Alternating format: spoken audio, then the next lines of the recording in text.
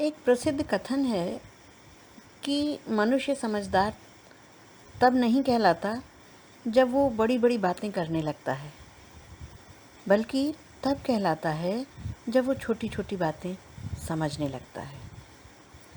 इसी कथन को आधार मानकर प्रेरणा हुई कुछ कहने की।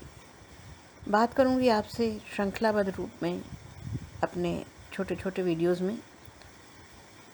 प्रथम वीडियो में मैं बात करती हूँ आपसे इस विषय पर कि प्राकृतिक संरक्षण के प्रति मनुष्य का जो अभिवृत्ति है, एटीट्यूड है, वो किस तरह निर्धारित कर सकता है या परिचायक हो सकता है उसके मानसिक स्वास्थ्य का। क्योंकि मेरा ये मानना है कि दैनिक जीवन में हमारे द्वारा किए जाने वाला व्यवहार, हमारे द्वारा लिए जाने वाले निर्णय, हमारे अंतर्वैयक्तिक संबंध, पारस्परिक संबंध और विभिन्न वस्तुओं, व्यक्तियों, स्थानों आदि के प्रति हमारी विवृत्तियाँ, हमारे एटीट्यूड्स, यही निर्णय देते हैं हमारे मानसिक स्वास्थ्य के विषय में। कैसा है हमारा मानसिक स्वास्थ्य? तो आइए चलते हैं। शेयर करना चाहूँगी अपने विचार इस विषय पर कि प्राकृतिक संरक्षण के प्रति मनुष्य की अभिवृत्ति मानसिक स्वास्थ्य का एक परिचायक। ये दुनिया ईश्वर की अप्रतिम कृति है और मनुष्य उसकी सर्वश्रेष्ठ रचना। सौंदर्य और समृद्धि को हासिल कर लेने की मनुष्य की प्रवृत्ति बड़ी पुरानी रही है। पर क्या मनुष्य सौंदर्य और समृद्धि का संरक्षक भी है? शायद नहीं। ईश्वर ने जब ये सृष्टि बनाई, दुनिया बनाई, तो इसमें सौंदर्य और समृद्धि के खजाने के रूप में पर्वत, सागर, नदियाँ, भूगर्भीय संपत्ति सब प्रदान किया। परमात्मा को लगा कि उसकी इतनी खूबसूरत दुनिया को कोई समझने वाला भी तो होना चाहिए, जो उसकी कृति को हृदय से चाह सके, उसकी सुंदरता पर रीझ सके। इसीलिए परमात्मा ने इंसान बनाया। इंसान ईश्वर की बनाई इस दुनिया पर रीझा भी और उसको जी जान से चाहा भी, पर स्वामित्व भाव से, समर्पण भाव से बंदगी नहीं की ईश्वर की बनाई सृष्टि की मनुष्य ने। उपभोक्तावादी होकर भरपूर उपभोग किया सृष्टि के कण कण का, पर पिता की भांति संवर्धन नहीं किया, भाई की भांति रक्षा भी नहीं की और प्रियतम की भांति श्रृंगार भी नहीं किया। प्रकृति के साथ मनुष्य का यह संबंध देखकर महसूस होता है कि मनुष्य बाह्य और शारीरिक सौंदर्य का जितना चितेरा है, मानसिक स्वास्थ्य के प्रति उतना ही लापरवाह भी है।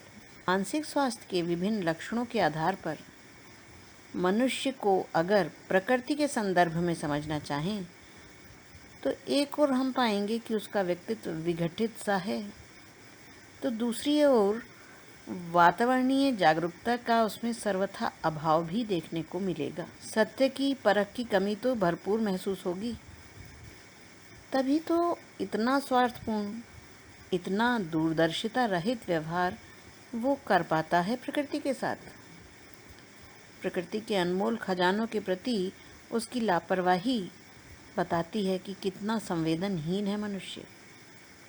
वो ये भी नहीं जानता कि प्रकृति की अक्षय संपत्ति ना पैसों से खरीदी जा सकती है और ना पुनर्जीवित की जा सकती है। यदि प्रकृति के असीमित भंडार ही समाप्त हो जाएंगे तो प्राणी मात्र का तो जीवन किन कठिनाइयों से गुजरेगा, इस बात का, इस तथ्य का मनुष्य को एहसास ही नहीं है।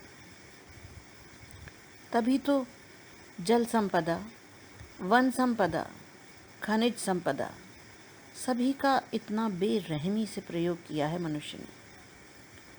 स्वार्थ में उसने यह भी नहीं देखा कि अरबों की आबादी का जो भावी प्राणी संसार वो इस दुनिया में छोड़कर जाएगा, उसके जीवन की मूलभूत ज़रूरतें भी ये प्रकृति पूरी कर पाएगी या नहीं। आत्ममंथन करिए और अपना मानसिक स्वास्थ्य स्तर पहचानिए।